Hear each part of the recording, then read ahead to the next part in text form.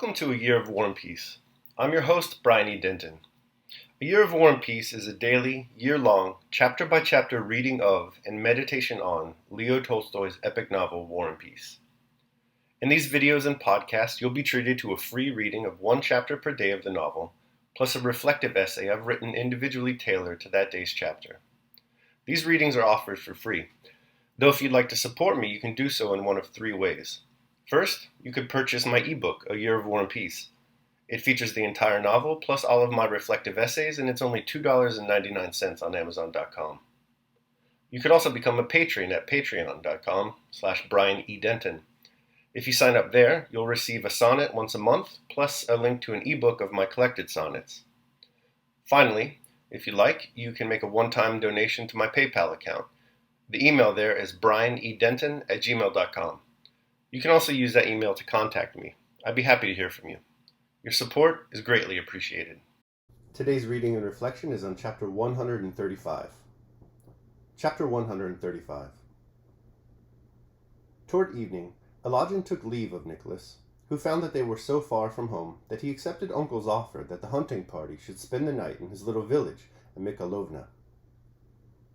"And if you put up at my house, that will be better still. That's it, come on," said Uncle. "You see it's damp weather, and you could rest, and the little countess could be driven home in a trap." Uncle's offer was accepted. A huntsman was sent to Otradano for a trap, while Nicholas rode with Natasha and Petya to Uncle's house. Some 5 male domestic serfs, big and little, rushed out to the porch to meet their master. A score of women serfs, young and old, as well as children, popped out from behind the back entrance to have a look at the hunters who were arriving. The presence of Natasha, a woman, a lady, and on horseback, raised the curiosity of the serfs to such a degree that many of them came up to her, stared at her in the face, and unabashed by her presence, made remarks about her as though she were some prodigy on show, and not a human being able to understand what was said about her. "Arinka, look, she sits sideways. There she sits, and her skirt dangles. See, she's got a little hunting horn. Goodness gracious, see her knife? Isn't she a Tartar? How is it she doesn't go head over heels?" asked the boldest of all, addressing Natasha directly. Uncle dismounted at the porch of his little wooden house, which stood in the midst of an overgrown garden, and after a glance at his retainers, shouted authoritatively that the superfluous ones should take themselves off, and all that was necessary preparations should be made to receive the guests and the visitors. The serfs all dispersed.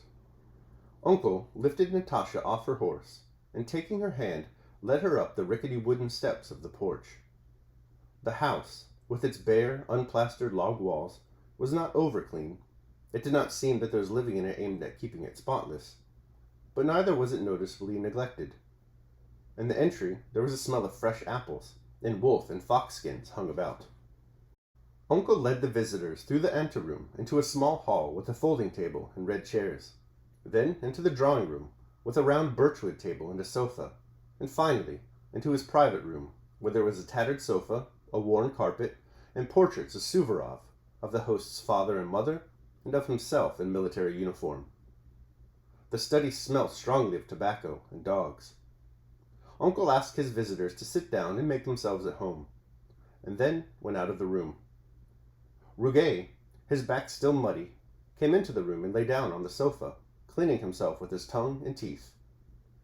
Leading from the study was a passage in which a partition with ragged curtains could be seen. From behind this came women's laughter and whispers. Natasha, Nicholas, and Petya took off their wraps and sat down on the sofa. Petya, leaning into his elbow, fell asleep at once. Natasha and Nicholas were silent. Their faces glowed. They were hungry and very cheerful. They looked at one another. Now that the hunt was over and they were in the house, Nicholas no longer considered it necessary to show his manly superiority over his sister. Natasha gave him a wink, and neither refrained long from bursting into a peal of ringing laughter, even before they had a pretext ready to account for it. After a while, Uncle came in a Cossack coat, blue trousers, and small top boots. And Natasha felt that this costume, the very one she had regarded with surprise and amusement at Otradano, was just the right thing, and not at all worse than a swallow-tail or a frock-coat. Uncle, too, was in high spirits, and far from being offended by the brothers' and sisters' laughter, it could never enter his head that they might be laughing at his way of life. He himself joined in the merriment. "That's right, young Countess, that's it, come on. I never saw anyone like her," said he, offering Nicholas a pipe with a long stem, with a practised motion of 3 fingers, taking down another that he had cut short. "She's ridden all day like a man, and is as fresh as ever." Soon after Uncle's reappearance, the door was opened, evidently from the sound by a barefoot girl, and a stout, rosy, good-looking woman of about 40, with a double chin and full red lips, entered, carrying a large loaded tray. With hospitable dignity and cordiality in her glance, and in every motion, she looked at the visitors, and, with a pleasant smile, bowed respectfully. In spite of her exceptional stoutness, which caused her to protrude her chest and stomach and throw back her head, this woman, who was Uncle's housekeeper, trod very lightly.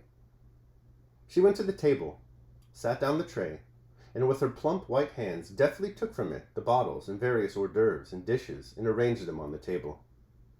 When she had finished, she stepped aside and stopped at the door with a smile on her face.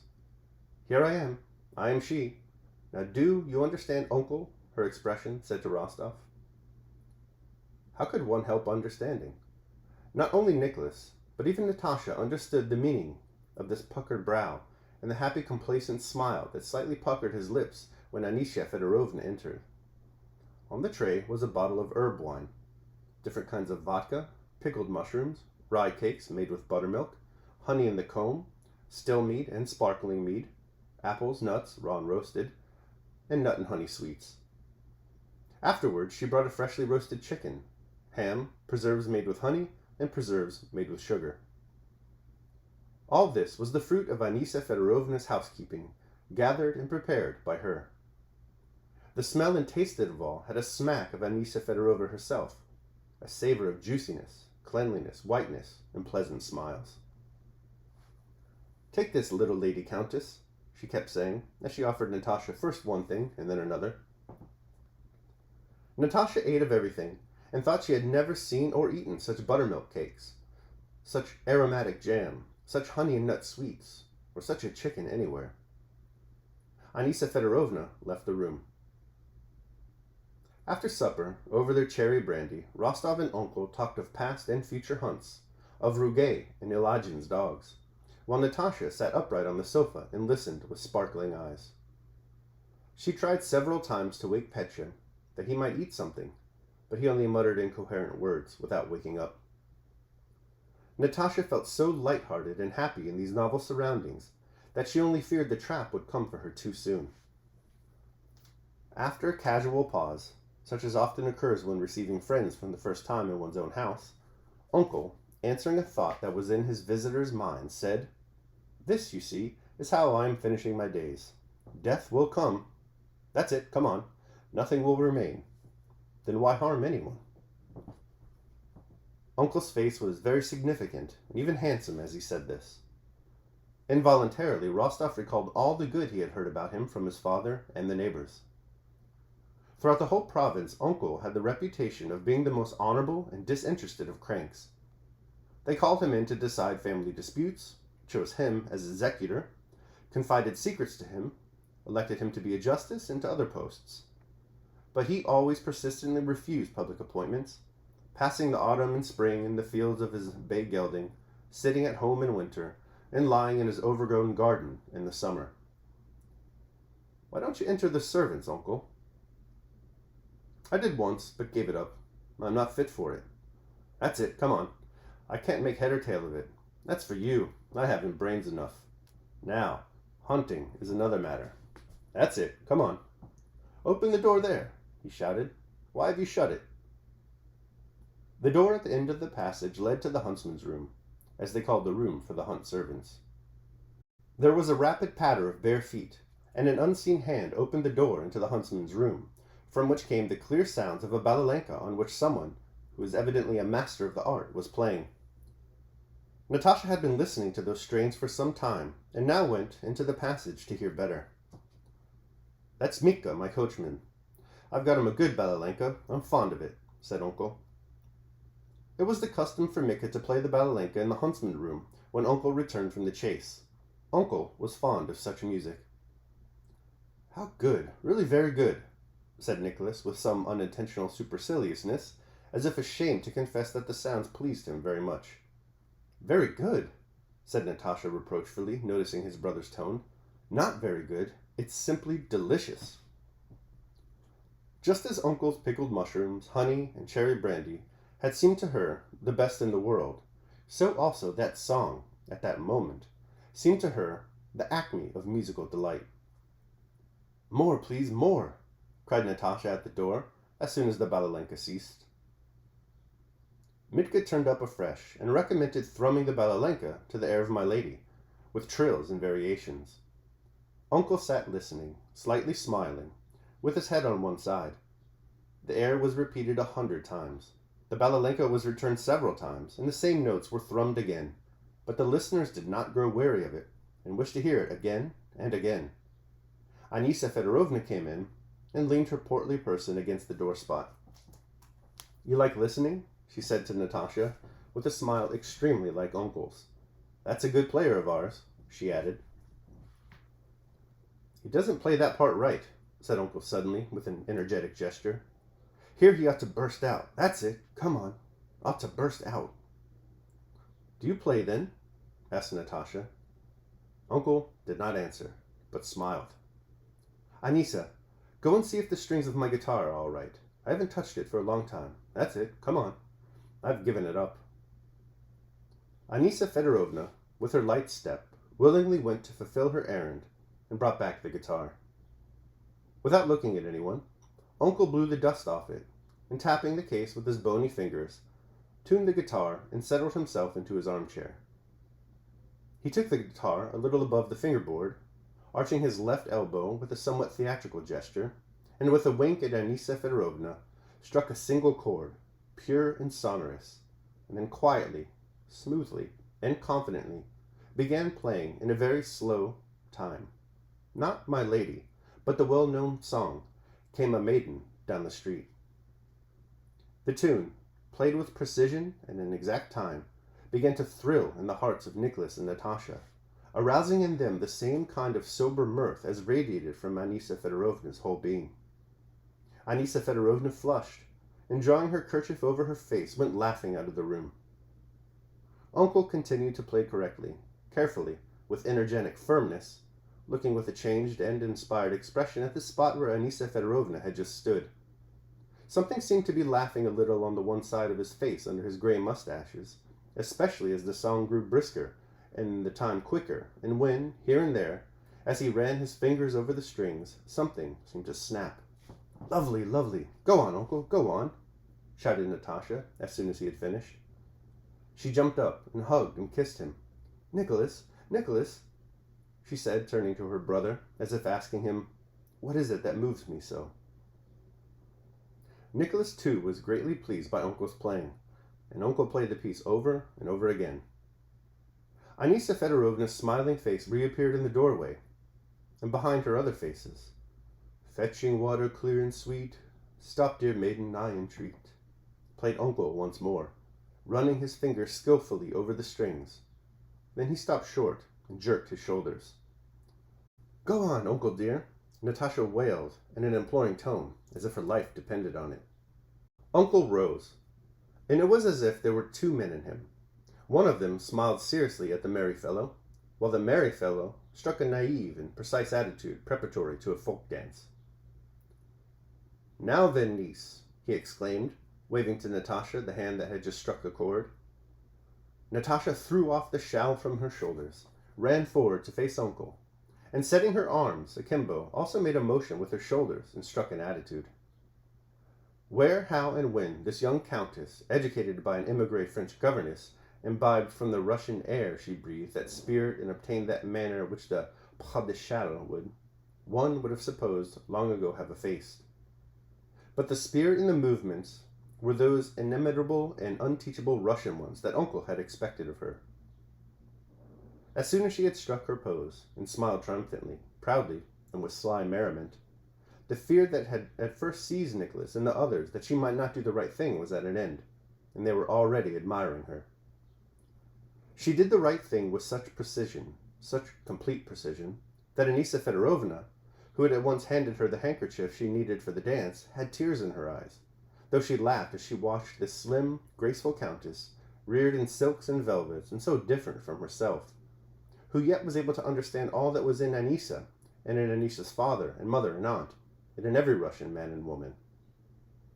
"Well, little countess, that's it. Come on," cried Uncle, with a joyous laugh, having finished the dance. "Well done, niece. Now a fine young fellow must be found as husband for you. That's it. Come on." "He's chosen already," said Nicholas, smiling. "Oh," said Uncle in surprise, looking inquiringly at Natasha, who nodded her head with a happy smile. "And such a one," she said. But as soon as she had said it, a new train of thoughts and feelings arose in her. What did Nicholas's smile mean when he said chosen already? Is he glad of it or not? It is as if he thought my Bolkonsky would not approve of our or understand our gaiety. But he would understand it. Where is he now? She thought, and her face suddenly became serious. But this lasted only a second. "Don't dare to think about it," she said to herself, and sat down again, smiling beside Uncle, begging him to play something more. Uncle played another song. Then after a pause he cleared his throat and sang his favorite hunting song. "As 'twas growing dark last night, fell the snow so soft and light." Uncle sang as peasants sing, with full and naive conviction that the whole meaning of a song lies in the words, and that the tune comes of itself, and that apart from the words there is no tune, which exists only to give the measure to the words. As a result of this, the unconsidered tune, like the song of a bird, was extraordinarily good. Natasha was in ecstasies over Uncle's singing. She resolved to give up learning the harp, and to only play the guitar. She asked Uncle for his guitar, and at once found the chords of the song. After 9 o'clock, 2 traps and 3 mounted men, who had been sent to look for them, arrived to fetch Natasha and Petya. The Count and Countess did not know where they were, and were very anxious, said one of the men. Petya was carried out like a log, and laid in the larger of the 2 traps. Natasha and Nicholas got into the other. Uncle wrapped Natasha up warmly, and took leave of her with quite a new tenderness. He accompanied them on foot as far as the bridge that could not be crossed, so that they had to go around by the ford, and he sent huntsmen to ride in front with lanterns. "Goodbye, dear niece," his voice called out of the darkness. Not the voice Natasha had known previously, but the one that had sung "As 'Twas Growing in the Dark Last Night." In the village through which they passed there were red lights and a cheerful smell of smoke. "What a darling Uncle is," said Natasha, when they had come out onto the high road. "Yes," returned Nicholas. "You're not cold?" "No, I'm quite all right. I feel so comfortable," answered Natasha, almost perplexed by her feelings. They remained silent a long time. The night was dark and damp. They could not see the horses, but only heard them splashing through the unseen mud. What was passing in that receptive, childlike soul that so eagerly caught and assimilated all the diverse impressions of life? How did they all find place in her? But she was very happy. As they were nearing home, she suddenly struck up the air of "'Twas Growing Dark Last Night," the tune of which she had all the way been trying to get, and had at last caught. "Got it?" said Nicholas. "What were you thinking about just now, Nicholas?" inquired Natasha. They were fond of asking one another that question. "I?" said Nicholas, trying to remember. "Well, you see, first I thought that Roget, the red hound, was like Uncle, and that if he were a man, he would always keep Uncle near him, if not for his riding, then for his manner. What a good fellow Uncle is. Don't you think so?" "Well, and you?" "I? Wait a bit, wait. Yes. First I thought that we were driving along and imagining that we are going home, but that heaven knows where we are really going in the darkness, and that we shall arrive and suddenly find that we are not Notre Dame, but in fairyland. And then I thought, no, nothing else." "I know. I expect you thought of him," said Nicholas, smiling as Natasha knew by the sound of his voice. "No," said Natasha, though she had in reality been thinking about Prince Andrew at the same time as the rest, and of how he would have liked Uncle. And then I was saying to myself all the way, how well Anissa carried herself, how well. And Nicholas heard her spontaneous, happy, ringing laughter. And do you know, she suddenly said, I know that I shall never again be as happy and tranquil as I am right now. Rubbish, nonsense, humbug, exclaimed Nicholas, and he thought, how charming this Natasha of mine is. I have no other friend like her, never shall have. Why should she marry? We might always drive about together. What a darling this Nicholas of mine is, thought Natasha. Ah, there are still lights in the drawing room, she said, pointing to the windows of the house that gleamed invitingly in the moist, velvety darkness of the night. All right, that concludes my reading of chapter 135. I will now proceed to my reflection on the same.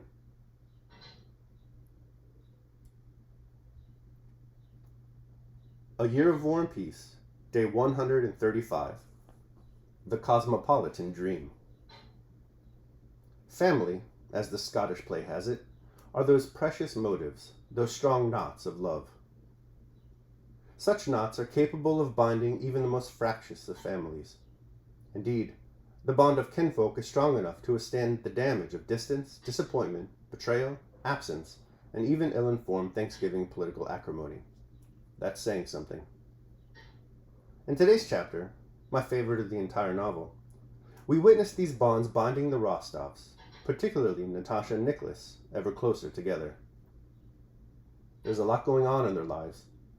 Nicholas is on leave from a nasty war. Natasha is engaged to Prince Bolkonsky, but the price of having to spend 1 year separated from him is a condition laid upon the engagement by Bolkonsky's father. All this while the Rostov family is on the brink of financial collapse. Their night together, spent mostly at Uncle's with good wine and even better song and dance, concludes with a trap ride home through the dark. As the trap sloshes along the wet earth, and as the horses splash through the mud below, the two siblings drop into a deep, contemplative quiet under the canopy of the moon-shadowed trees above. It's a moment we've all had, a seemingly insignificant quotidian moment, small to the world, but expansive to the individual. Natasha's sudden soft singing of Russian folk song is the perfect punctuation to the scene, as the two share this private and intimate moment, while all about them history is on the move and nations are at war. We're now approaching the midpoint of the book. As we progress, we'll find that with War and Peace, Tolstoy has in mind something much larger than merely telling a narrative story of the Russian experience during the Napoleonic Wars. He's also interested in developing a theory of history. Part of this theory is investigating the connection, if any, between an individual's action and the larger movement of history. Tolstoy's ideas, fully explored much later in the book, have come to influence my subsequent readings of the novel. So now, when I look at how familial bonds bring Natasha and Nicholas closer together, I can't help but ask how the same bonds can be expanded outwards, encircling even more people within their precious motives and strong knots of love. If this were possible, there'd probably be a little less war and a lot more peace. That's A Year of War and Peace's cosmopolitan dream, anyway. Daily meditation. The consideration of the duties pertaining to our other kindred is consequent to the discussion of those that pertain to parents, brothers, wives, and children. For the same things may, in a certain respect, be said of the former as of the latter, and on this account may be concisely explained. For, in short, each of us is, as it were, circumscribed by many circles, some of which are less, but others larger, and some comprehend, but others are comprehended, according to the different and unequal habitudes with respect to each other. For the first, indeed in the most proximate circle, is that which everyone describes about his own mind as a center, in which circle the body and whatever is assumed for the sake of the body are comprehended. For this is nearly the smallest circle, and almost touches the center itself. The second from this, and which is at a greater distance from the center, but comprehends the first circle, is that which contains parents, brothers, wife, and children. The third circle from the center is that which contains uncles and aunts, grandfathers and grandmothers, and the children of brothers and sisters. After this is the circle which comprehends the remaining relatives. Next to this is that which contains the common people. then that which comprehends those of the same tribe, afterwards that which contains the citizens, and then two other circles follow, one being the circle of those that dwell in the vicinity of the city, and the other of those of the same province. But the outermost and greatest circle, and which comprehends all the other circles, is that of the whole human race. These things being considered, it is the province of him who strives to conduct himself properly in each of these connections to collect, in a certain respect, the circles, as it were, to one center, and always to endeavor to earnestly transfer himself from the comprehending circles to the several particulars which they comprehend. Heracles, how we ought to conduct ourselves toward our other kindred.